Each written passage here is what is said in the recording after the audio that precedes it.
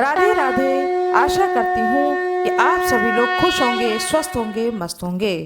आज मैं आप लोगों को पाप मोचनी एकादशी के बारे में बताने जा रही हूँ। ओम नमो भगवते वासुदेवाय। भगवान श्री हरि विष्णु की जय हो। चैत्र मास कृष्ण पक्ष में जो एकादशी पड़ती है, उस एकादशी को पाप मोचनी एकादशी के नाम से जाना जाता है। इस दिन भगवान विष्णु को अर्धदान आदि देकर षोडश उपचार से पूजा करनी चाहिए। इस व्रत के प्रभाव से मनुष्यों के अनेकों जन्म के किए हुए पाप नष्ट हो जाते हैं। इसलिए इस एकादशी व्रत को पाप मोचनी एकादशी के नाम से जाना जाता है।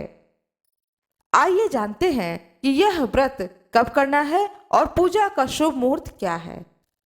एकादशी की तिथि कब से कब तक है, द्वादशी तिथि कब लगेगी, राहु काल का क्या समय है, व्रत का पारना खोलने का शुभ मुहूर्त, पारना किस वस्तु से करें, हरिवासर का समय।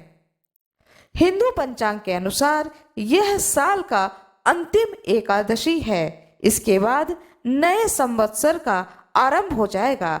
चैत्र शुक्ल पक्ष से नया साल का आरंभ हो जाएगा। होलिका दहन और चैत्र नवरात्र के बीच का यह एकादशी होता है। होली का त्योहार समाप्त होता है, चैत्र का नवरात्र आरंभ होने जाता है। इसके पहले यह एकादशी पड़ता है। इस एकादशी को करने से सभी प्रकार के पापों से मुक्ति मिल जाती है। पाप मोचनी एकादशी के बारे में एक कथा प्रचलित है कि प्राचीन समय में चित्ररथ नामक अति रमणीक एक वन था। इसी वन में देवराज इंद्र गंधर्व कन्याओं तथा देवताओं के सहित स्वच्छंद विहार करते थे।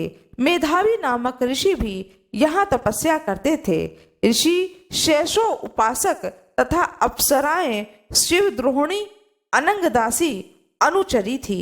एक समय रतिनाह कामदेव ने मेधावी मुनि को तपस्याच्युत करने के लिए मंजू घोषा नामक अप्सरा को नृत्य गान करने के लिए उनके सम्मुख भेजा। युवा अवस्था वाले ऋषि अप्सरा के हाथ पांव नृत्य गीत तथा कटाक्षों पर काम मोहित हो गए। रति क्रीड़ा करते हुए 57 वर्ष बीत गए। मंजू घोषा ने एक दिन स्वस्थान गमनार्थ आज्ञा मांगी। उन्होंने ऋषिवर से कहा कि हे ऋषिवर, मेरा जो स्थान है स्वर्गलोक में जहाँ अप्सराएं निवास करती हैं, कृपया मुझे वहां जाने की आज्ञा दे। आज्ञा मांगने पर मुनि को आत्मज्ञान हुआ। अपने को रसातल में पहुंचाने का एकमात्र कारण अप्सरा मंजू घोषा को समझकर मुनि ने उसे पिशाचिनी होने का श्राप दे दिया। श्राप को सुनकर के मंजू घोषा ने कांपते हुए मुक्ति का उपाय पूछा। तब मुनि ने पाप मोचनी एकादशी का व्रत रखने को कहा। मुक्ति का विधान बताकर मेधावी ऋषि अपने पिता च्युवन के पास गए और अपने पापों के प्रायश्चित हेतु अपनी सारी व्यथा बताई। सारी बातों को सुनकर के च्युवन ऋषि ने पुत्र की घोर निंदा की तथा उन्हें चैत्र मास की पाप मोचनी एकादशी का व्रत रखने की सलाह दी। इस व्रत के प्रभाव से मंजू घोषा पिशाचिनी योनि से मुक्ति को प्राप्त होकर के प्रसन्नता पूर्वक अपने लोक को गई और मेधावी ऋषि के पुत्र ने भी अपने किए हुए पापों से मुक्ति प्राप्त करी और पुनः तपस्या करके फिर वैकुंठ धाम को गए। भगवान श्री हरि विष्णु की जय हो। आइए जानते हैं पाप मोचनी एकादशी 2024 किस दिन है, शुभ मुहूर्त क्या है, व्रत पारना का समय क्या है। 5 अप्रैल 2024 दिन शुक्रवार को यह एकादशी व्रत किया जाएगा। सभी लोग इस दिन इस व्रत को करेंगे। वैष्णव संप्रदाय के लोग और एस्कॉन मंदिर में भी इसी दिन इस व्रत को किया जाएगा। एकादशी तिथि का आरंभ होगा गुरुवार शाम 4:14 पर। एकादशी तिथि समाप्त होगी 5 अप्रैल दोपहर 1:29 पर। उदया तिथि के अनुसार 5 अप्रैल शुक्रवार को पाप मोचनी एकादशी उपवास किया जाएगा। द्वादशी तिथि प्रारंभ होगी 5 अप्रैल दोपहर 1:29 पर, समाप्त होगी 6 अप्रैल सुबह 10:29 पर। 6 अप्रैल को सूर्योदय का समय रहेगा 6:18 पर। सूर्यास्त का समय रहेगा 6:40 शाम को।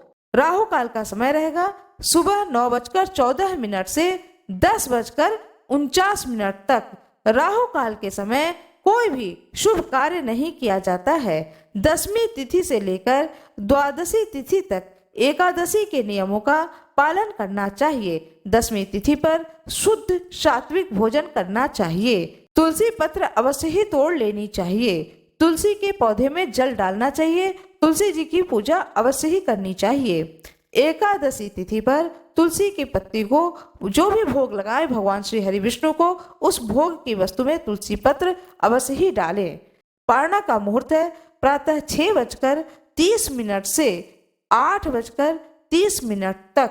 पारणा तुलसी पत्र से करना अत्यंत शुभ माना जाता है और शुद्ध सात्विक भोजन से भी व्रत को पारणा किया जा सकता है या खोला जा सकता है। बहुत लोग इस व्रत को निखंड करते हैं, निराहार करते हैं, इस दिन जल भी नहीं पीते हैं। यह अपने शरीर की क्षमता के अनुसार है। जिनके शरीर में क्षमता न हो तो वह जल पीकर और फलाहार करके इस व्रत को कर सकते हैं।